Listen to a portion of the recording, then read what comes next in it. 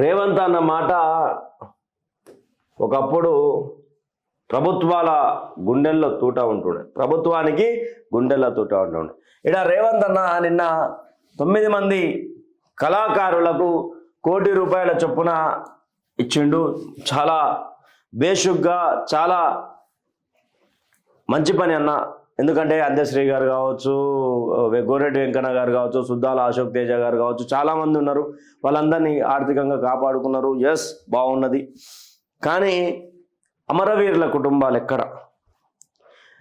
అమరవీరుల కుటుంబాలు ఎక్కడ? అమరవీరులు కనీసం గుర్తున్నారా? ఎంతమంది అమరవీరులు ఎంతమంది ఉన్నారో కనీసం మీరు లెక్క చెప్పగలుగుతారా అన్న? గత ప్రభుత్వం చెప్పలేకపోయింది, ఈ ప్రభుత్వం అయినా చెప్పే ఆస్కారం ఉన్నదా? అమరవీరుల కుటుంబాలకు నిన్న చోటు ఎక్కడిచ్చిరన్నా మీరు?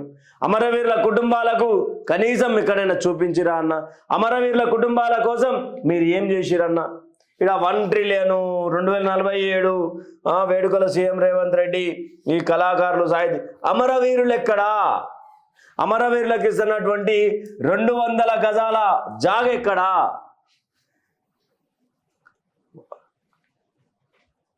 తెలంగాణ రాష్ట్ర సమితి ఉప ఎన్నికలు తీసుకొచ్చినప్పుడు టిఆర్ఎస్ పార్టీకి సంబంధించి గెలిచి తెలంగాణ ఉద్యమాన్ని ఎగుస్తున్నటువంటి సమయంలో ఆడ అభ్యర్థి గెలిస్తే తెలంగాణ నేతలు, తెలంగాణ పార్టీకి సంబంధించినటువంటి నేతలు గెలిస్తే ఉప ఎన్నికలలో అమ్మ పెద్దమ్మ నీకు నేను ఆత్మ బలిదానం చేసుకుంటా అని చెప్పినటువంటి నా ఈశాన్ రెడ్డి ఎక్కడ పోయిండు? ఆయన కుటుంబం ఎక్కడ పోయింది? ఈశాన్ రెడ్డి ఓయూ క్యాంపస్లో చదువుకుంటున్నటువంటి పేదింటి బిడ్డ. తెలంగాణ ఉద్యమంలో తన క్రియాశీలక పాత్ర పోషించాలని పోరాటాలతో కాదు, ఆత్మ బలిదానాలతోటి తెలంగాణ సాధిస్తామని చెప్పినటువంటి వ్యక్తి ఈశాన్ రెడ్డి. ఆత్మ బలిదానం పెద్దమ్మ తల్లికి సాక్షిగా నరబలి ఇచ్చుకున్నాడు. ఆయన కుటుంబం ఎక్కడ పోయింది రేవంత్ అన్న? ఆయనకు ఆలు సాధించినటువంటి ఆయన ఆ రోజు ఆత్మ బలిదానం చేసుకున్నందుకే ఈ రోజు నువ్వు గద్దెనెక్కినవే రేవంత్ అన్న. కేసీఆర్ గద్దెనెక్కిన నువ్వు ఎత్తుకున్నావు.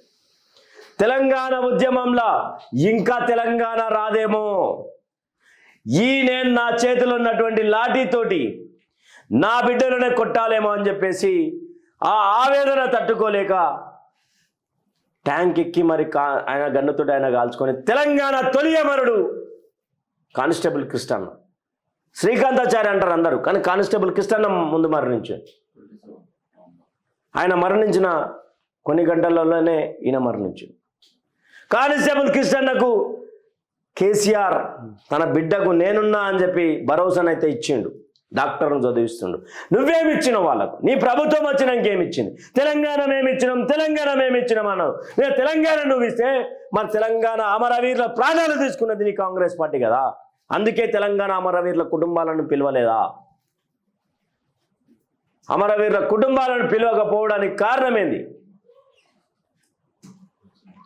ఉస్మానియా యూనివర్సిటీలో వెలిగే జ్యోతివై చదువుకొని వస్తామనుకున్నటువంటి నా బిడ్డలు కాగాడలై ఆత్మాహుతి చేసుకుంటారని అనుకోలేదు. ఒక తల్లి మాట్లాడింది.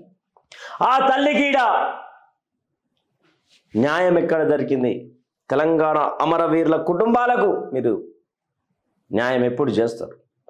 తెలంగాణ అమరవీరుల మీద మీరు ఎప్పుడు గొంతెత్తి మాట్లాడతారు? మాట్లాడి తెలంగాణ అమరవీరుల సాక్షిగా తెలంగాణ ఏర్పడి తెలంగాణ అమరవీరుల సాక్షిగా మీరేం తెలంగాణ అమరవీరులకు ఏం చేసిరు చెప్పురి? తెలంగాణ తల్లి మీద ఒట్టేసి చెప్పురి, తెలంగాణ మట్టి మీద ఒట్టేసి చెప్పురి. సిరిపురం యాదయ్య యాదున్నాడా? సిరిపురం యాదయ్య యాదున్నాడా? కాంగ్రెస్ పార్టీలకు అడుగుతా ఉన్నా. ఇప్పుడు ప్రభుత్వం లాలే ఉన్నారు కాబట్టి వాళ్ళనే అడుగుతా ఉన్నా. ఏడాది ఎన్సీసీ గేట్ అనుకుంటా, ఓయూ ఎన్సీసీ గేట్ నుంచి తన శరీరానికి నిప్పు పోసుకొని నిప్పంటించుకొని జై తెలంగాణ నినాదం, జై తెలంగాణ నినాదం మారుమోగేలా ఆయన ప్రాణం ఆయన తీసుకున్నాడు. దీని మీద ఎవరు మాట్లాడరేమన్నా?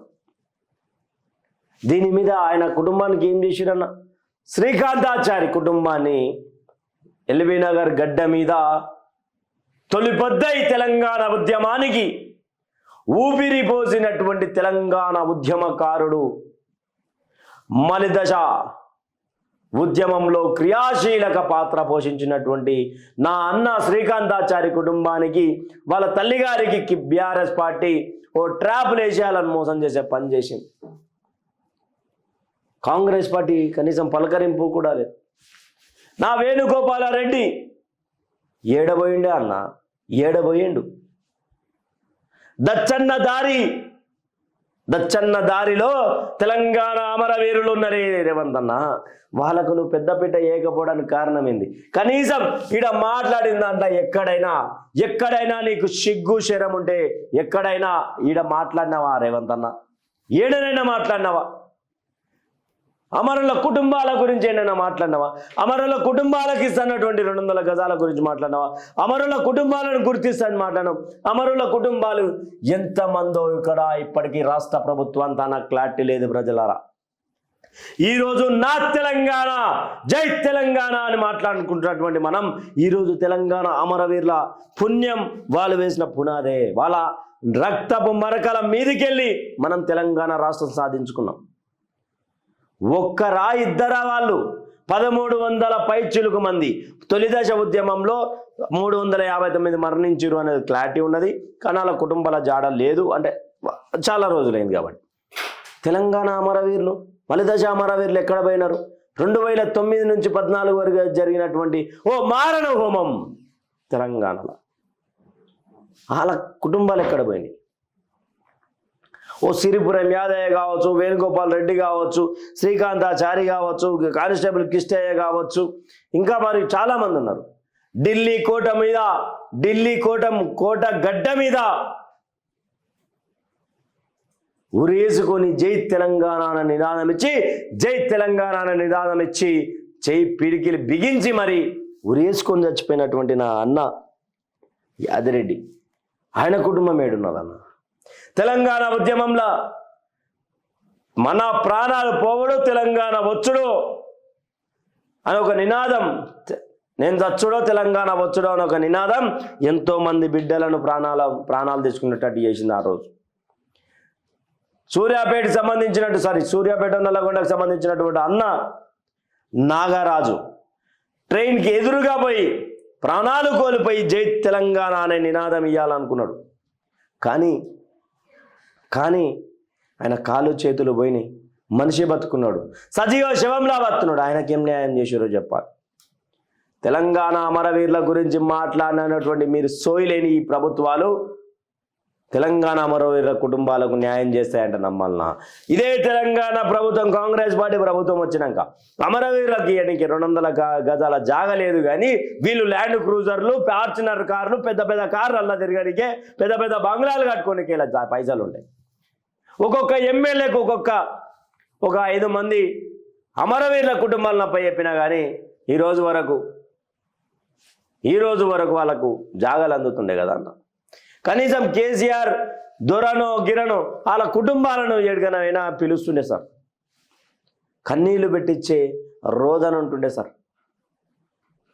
ప్రాణాలు తృణప్రాయంగా తెలంగాణ నినాదం ఇచ్చుకుంటూ, జై తెలంగాణ నినాదం ఇచ్చుకుంటూ ప్రాణాలు కోల్పోయారు సార్.